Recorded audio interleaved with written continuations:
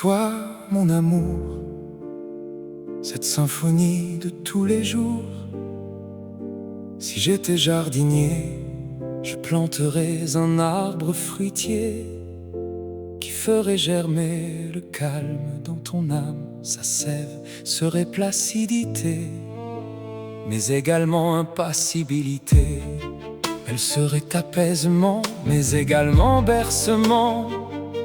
Elle serait silencieuse, mais également sérieuse. Ses fleurs seraient soulagement, mais aussi détachement. Elle serait stabilité, mais aussi imperturbabilité.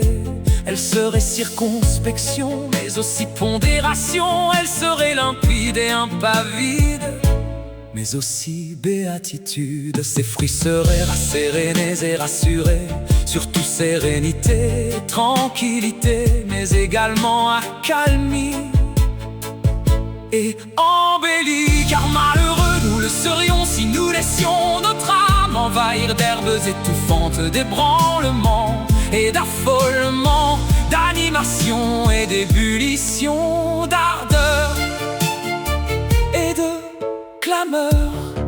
Nous devons nous éloigner des ordures agitées, de l'anxiété, de l'ahurissement et de l'agacement, du bouillonnement et du bouleversement. Car triste nous le demeurerions si nous abandonnions notre âme aux lianes bruyantes, mais aussi bouillante et asphyxiante, coléreuse, mais aussi irritante et houleuse, de l'échauffement, du délire et de l'égarement. Nous devons nous soustraire des débris exubérants et dévorants, frénétiques et hystériques, de la surexcitation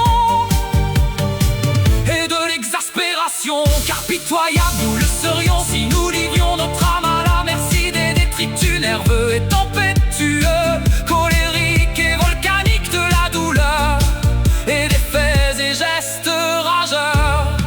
Nous devons éviter les immondices irrités et excités, survoltés de la nervosité, de la frayeur et de la terreur. Car heureux nous le resterions si à notre âme nous évitions de patauger dans les fanges dangereuses et orageuses, exaltées et surexcitées, de la fébrilité, du tumulte et de la tourmente, de la véhémence et de la violence, de l'embrasement et de l'effarement. Nous ne devons pas vivre avec les déchets fougueux et fiévreux, pétulants et trépidants, vifs et actifs, ardents et effervescents, tapageurs de la fureur, de l'irritabilité et de l'irascibilité. Car heureux nous vivrions si nous ne nous laissions pas habiter par les résidus tumultueux et impétueux, mouvementés de l'impétuosité, de l'exaltation et de la conflagration, de l'exubérance et de l'effervescence, de l'emportement et de l'enivrement.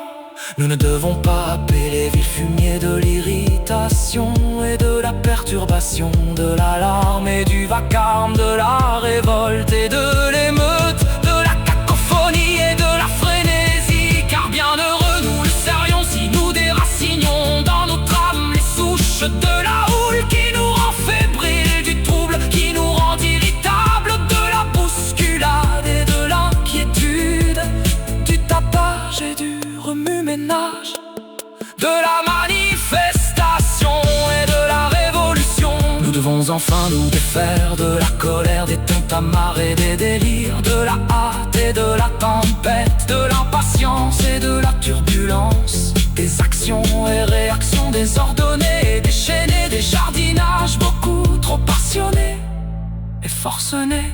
C'est pourquoi je sèmerai un grain de nirvana et non de fracas. J'en sèmerai un imperturbable et non hypersensible. J'en sèmerai un inoffensif et non impulsif. J'en sèmerai un sédation et non excitation. J'en planterai un possession de soi et non mémoire. J'en planterai un pépère et non guerre. J'en planterai un unanimité et non exalité. Je planterai un rémission et non passion. J'en cultiverai impureté et non vivacité. J'en cultiverai